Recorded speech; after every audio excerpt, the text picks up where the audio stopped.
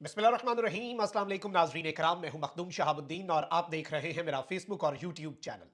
उम्मीद करता हूं आप सब लोग बखैर वाफियत होंगे और जहां भी होंगे अपने अहले खाना समेत खुश भी होंगे और महफूज भी। नाज़रीन इकराम, आज का दिन धमाका खेज खबरें हैं जो आपके सामने रखनी है और तीन अहम तरीन डेवलपमेंट्स ने पूरे का पूरा मंजरनामा ही बदल दिया है।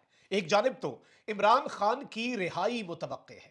इमरान खान के हवाले से, उनकी रिहाई के हवाले से अहम तरीन डिटेल्स सामने आ चुकी हैं और तारीख भी दे दी गई है।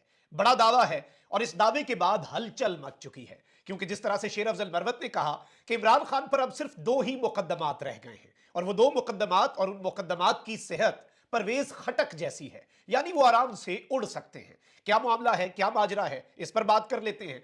वहीं दूसरी जानिब सेक्रेटरी इलेक्शन कमीशन का इस्तीफा, वजह क्या बनी और मिनट तरले जो हैं वो इस वक्त शुरू कर दिए गए हैं। सेक्रेटरी इलेक्शन कमीशन के इस्तीफे ने पूरे का पूरा सिस्टम हिला दिया है। इसमें बहुत से लोग इमरान खान साहब की तरफ से एक मुबैना धमकी इलेक्शन कमीशन के मेंबरान को जो दी गई थी, जिसके ऊपर खान साहब पे अभी ये मुकदमा भी बनवाना चाहते हैं, उसका रोल भी इसके अंदर एंटर किया जा रहा है। मामला क्या है, माजरा क्या है, क्या कप्तान के डर से यह इस्तीफा दिया गया है, क्या इलेक्शंस मुलतवी करवाने की यह साजिश है और उस साजिश के अंदर फैसिलिटेटर का किरदार अदा किया जाएगा, यह सब कुछ आपके सामने रखना है। वहीं दूसरी जानिब लेवल प्लेइंग फील्ड के मामले में पाकिस्तान तहरीक इंसाफ के लिए अदालत से एक बहुत बड़ी खबर जो है वो सामने आ चुकी है। ये सारी की सारी डिटेल्स मैं आपके सामने रख देता हूं। अगर अभी तक आपने इस वीडियो को लाइक नहीं किया तो लाइक जरूर कर लें। कमेंट सेक्शन में राय का इजहार जरूर कीजिएगा। आपके लाइक्स, कमेंट्स और शेयर्स हमारे लिए बहुत ज्यादा अहमियत के हामिल हैं।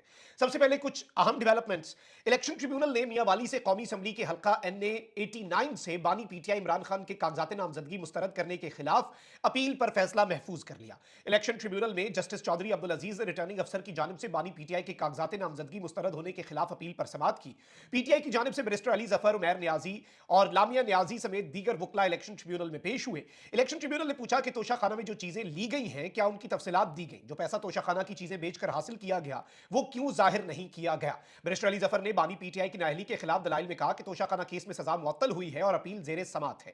तोशा खाना में सारी चीजें डिक्लेयर की गई। बाद मीडिया से गुफ्तगू करते हुए बैरिस्टर अली जफर का कहना था कि ट्रिब्यूनल को बता दिया है कि नाअहली का फैसला आरओ नहीं कर सकता, यह कोई अदालत ही कर सकती है। एतराजात में इल्जाम लगाया गया है कि इस पर जो इल्जामात एतराजात में लगाए गए हैं उन पर नाअहली नहीं बनती।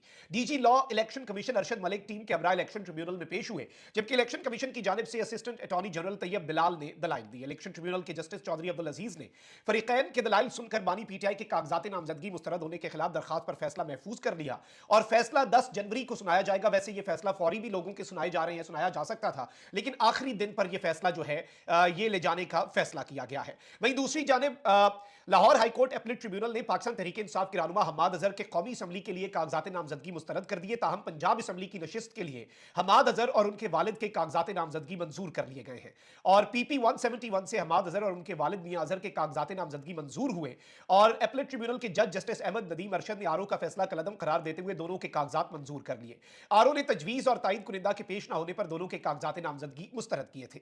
अपीलेट ट्रिब्यूनल के जस्टिस तारिक नदीम ने हम्माद अजहर की अपील खारिज करते हुए आरओ का फैसला बहाल रखा और हम्माद अजहर के कौमी असम्बली के हल्का NA 129 से कागजात नामजदगी जो है वो मुस्तरद कर दिए। अब ये सारी की सारी चीजें ऑल्दो चल रही हैं और बहुत से मामलात इस वक्त आप देखें कि एक जगह से ये हो रहा है, वहीं दूसरी जगह से ये मामला चल रहा है। मरियम नवाज शरीफ साहिबा और नवाज शरीफ साहब के लिए सत्ते खैरा हैं, लेकिन अब जो सबसे बड़ी अहम तरीन डेवलपमेंट है वो ये है कि इलेक्शन कमीशन अब भागना चाह रहा है। इलेक्शन कमीशन आंसू बहा रहा है क्योंकि पीटीआई जो है वो इलेक्शन कमीशन के खिलाफ तौहीने अदालत की एक दरखास्त दायर कर चुकी है लेवल प्लेइंग फील्ड ना मिलने पर। उस पर इलेक्शन कमीशन का जवाब आ चुका है। लेवल प्लेइंग फील्ड ना मिलने पर पीटीआई की जानिब से दायर किए गए तौहीने अदालत के केस में इलेक्शन कमीशन ने सुप्रीम कोर्ट में अपना जवाब जमा करवा दिया।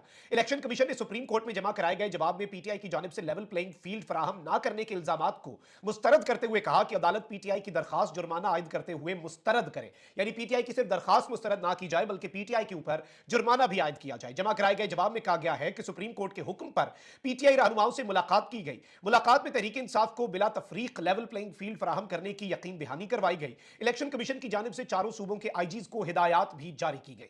इलेक्शन कमीशन के जवाब में यह भी कहा गया है कि 26 दिसंबर तक तहरीक इंसाफ की जानिब से मुल्क भर में 33 शिकायत दर्ज करवाई गई। पीटीआई की शिकायत पर इकदाम और हिदायत की तफसीलात भी सुप्रीम कोर्ट को फराहम कर दी गई हैं। पीटीआई की शिकायत पर आईजी, चीफ सेक्रेटरी और आरओज ने अमल दरामद रिपोर्ट्स भी जमा करवाई।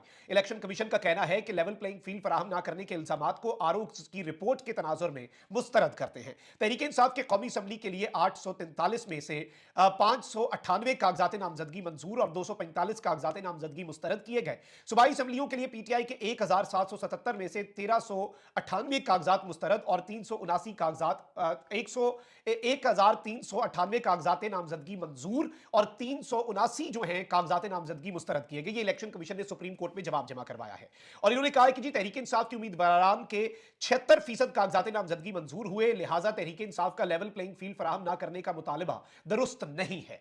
अब एक जानिब ये सब कुछ हो रहा है तो वहीं दूसरी जानिब सबसे बड़ा सबूत अभी पीटीआई ने तो रखना है, जो इन्होंने एक यूएसबी के अंदर वीडियोस चलानी है जो कि पूरी कौम देख चुकी, लेकिन मेरे काजी ने नहीं देखी क्योंकि मेरा काजी अब मीडिया नहीं देखता। मेरा काजी उस वक्त मीडिया देखता था जब जाहिर बात है, और बहुत सी मिसालें हैं जब उन्होंने मीडिया देखकर नोटिस भी लिए, नोटिस इशू भी किए और इस तरह के बहुत से मामला जो है वो भी किए। अब नाज़रीन इकराम, इंटरेस्टिंग बात ये हुई थी, रात को ही पता चल गया था जब ये खबर आई थी कि सुप्रीम कोर्ट में जो जवाब जमा करवाया है इलेक्शन कमीशन ने, सुप्रीम कोर्ट में जो जवाब जमा करवाया वो सेक्रेटरी इलेक्शन कमीशन की तरफ से नहीं बल्कि special secretary 1 doctor Syed Asif Hussain की तरफ से कराया गया। और इसमें यह सवाल रात को ही हमारे पास उठ गया था और पता चल गया था। तबीयत नासाजी की वजह से आपके सामने मैं वीलॉग नहीं कर सका था, अब तबीयत बहुत बेहतर है। क्या secretary election commission Umar Hamid Khan ने इस्तीफा दे दिया, जिसे इलेक्शन कमीशन पहले छुपाता रहा क्योंकि कल से यह खबर आई थी, लेकिन अब यह खबर बाज़ाब्ता तौर पर कंफर्म हो चुकी है और secretary election commission Umar Hamid ने अपने ओहदे से इस्तीफा दे दिया है। जराये के मुताबिक सेक्रेटरी उमर हमीद ने नासाजी तबीयत के बायस अपने ओहदे से इस्तीफा दिया। जराये का बताना है कि chief election commissioner Sikandar Sultan Raja ने ताहाल सेक्रेटरी इलेक्शन कमीशन का इस्तीफा मंजूर नहीं किया। Secretary election commission Umar Hamid की 2 साल मुद्दत मुलाजमत गुज़श्ता बरस जुलाई में खत्म हुई थी। ताहम चीफ इलेक्शन कमिश्नर ने उनकी मुद्दत मुलाजमत में 1 साल की तौसी की थी। इस हवाले से तर्जुमान इलेक्शन कमीशन का कहना है कि secretary election commission Umar Hamid एक ज़हीन और मेहनती अफसर है। उमर हमीद बहुत अच्छे तरीके से काम कर रहे हैं। उमर हमीद की तबीयत कुछ दिनों से खराब थी। उमर हमीद इस वक्त मेडिकल रेस्ट पर हैं। उमर हमीद की सेहत ने इजाजत दी तो वो जल्द अपने फराइज अंजाम देंगे। इलेक्शन कमीशन के तर्जुमान ने मजीद कहा कि इलेक्शन कमीशन मुकम्मल तौर पर फाल है। इलेक्शन कमीशन के किसी काम में रुकावट या रखना नहीं है। तातीलात के दिनों में भी इलेक्शन कमीशन के दफातर काम कर रहे हैं। सेक्रेटरी की गैर मौजूदगी में दोनों